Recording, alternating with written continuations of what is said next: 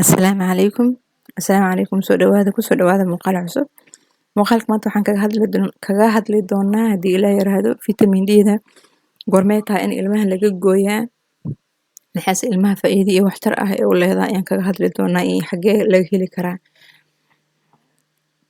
Haddii ay tahay markii kuugu horeyso aanu soo booqataa subscribe noo saar gambaleelkana furo si fiidiyowyada cusub kuu soo gaaraan.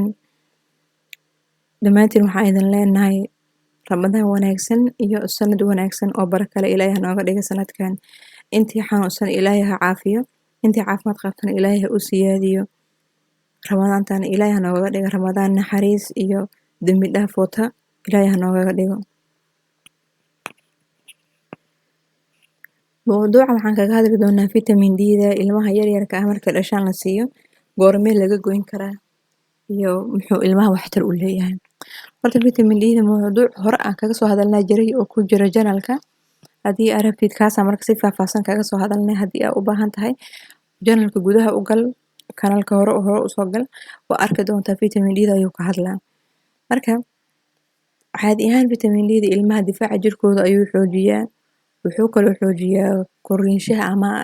adayga lafaha iyo ilkaha ilmaha ayuu xoojiyaa.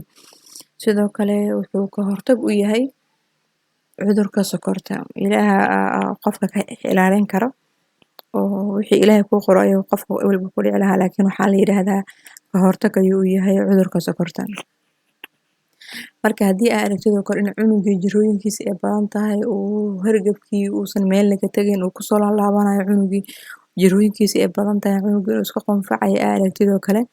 ama cunugii ilkihiisii aysan fiicnayn oo kale ilkihii burbur oo ka jiro oo kale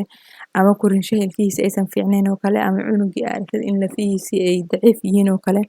oo cunuga lafihiisii aysan adkaynin oo kale waxaa ogaahay in cunugii vitamin D-da ay ku yar tahay jirkiisa waxaad kaloo ugu baahnaa ka yar ay tahay. Marka waxaan dhahnay wuxuu sare u qaadaa difaaca jirka, wuxuu xoojiyaa korinshaha lafaha ilmaha iyo ilkaha, wuxuuna ka hortagaa cudurka sokorta. Goormee ilmaha laga joojin karaa in vitamin D-da la siiyo. Vitamin D-da ilmaha markay dhashaan loo bilaabi karaa iyadoo goojo ahaa jirto oo ilmaha markay dhashaan dhaqaatiirta waa u qoraan oo haddii cunuga isbitaalka ku dhasho kale dhakhtarka uu qoraa vitamin D-da oo ilaa iyo 2 sano siyaa la yiraahdaa hooyooyinka ama ilaa iyo 1 sano hadba cunuga marka xaaladaas uu cunuga ku jiro inta badan ilmaha waxay u badan yihiin ilaa iyo 2 sano in la yiraahdo siiya vitamin D-da. لأن caanaha naaska hooyada vitamin D fiican kuma jirto cunugana maadaama uu cunug yar uu yahay urax fiicanna uusan arkaynin vitamin D-diisii way yaraaneen. Marka ilmaha markay dhashaan ayaa loo bilaabaa vitamin D-da oo waxay qayb weyn ka qaadataa oo kale cunugii inuu xilli hore fadhiisto. Haddii cunuga vitamin D-da ay jirkiisa ku yar tahay cunugii xilligii fadhiga loogu talagalay inuu kadib dhaca ayaa la arkaa. Xilligii ahayd inuu gurguurto inuu kadib dhaca la arkaa. Xilligii la rabo inuu istaago cunugii oo socdo inuu kadib dhaca la arkaa haddii vitamin D-da ay ku yar tahay jirkiisa. Laakiin haddii cunugii vitamin D fiican ay jirkiisa ay ku jirto lafihiisii way adag yihiin cunugii xilliga loogu talagalo fariisanayo xilliga loogu talagalo gurguuranayo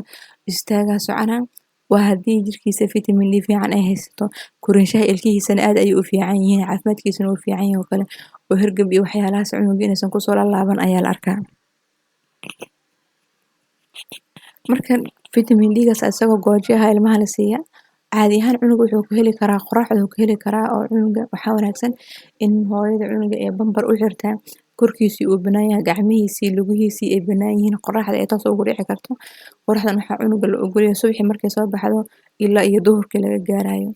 Mar haddii duhurka la gaaro qoraxda kulaylka saayidka ay soo bilowdo waxaa habboon in ilmaha laga xareeyo. Haddana haddii hadhow tii subaxii ay ku dhaafto kale cunuga qorax aad u rabtid maanta inaa heshid waxaa wanaagsan 9 saac galabkii ilaa iyo qoraxda ay kasii dhacayso 11 saac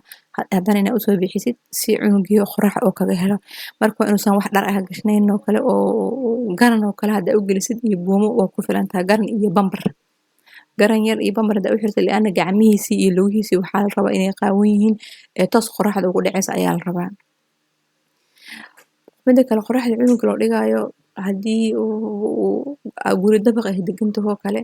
oo cunuga qorax fiican uusan guriga aysan helin oo kale inaad balkoon kale fadhiisatid oo kale aad dhahdo meeshan aan qorax kaga raadiyaa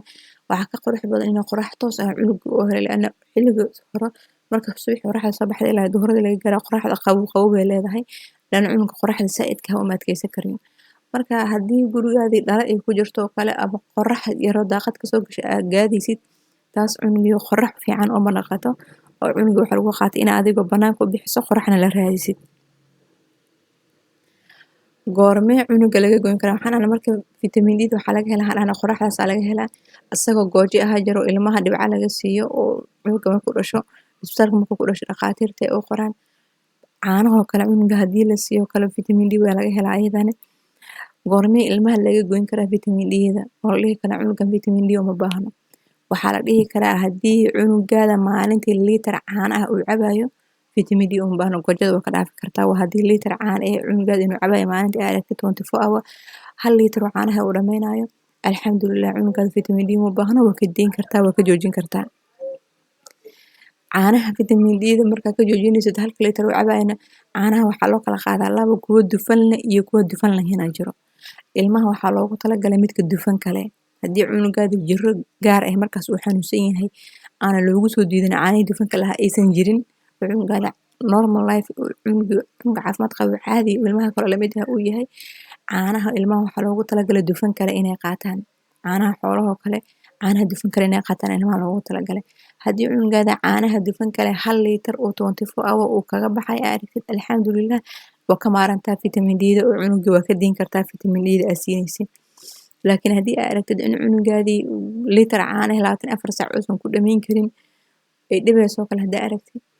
waxaa qurux badan in aad usii wadid vitamin D-da ilaa cunugii uu ka qaadan karo ka gaarayo in liitar caanaha maalintii uu cabo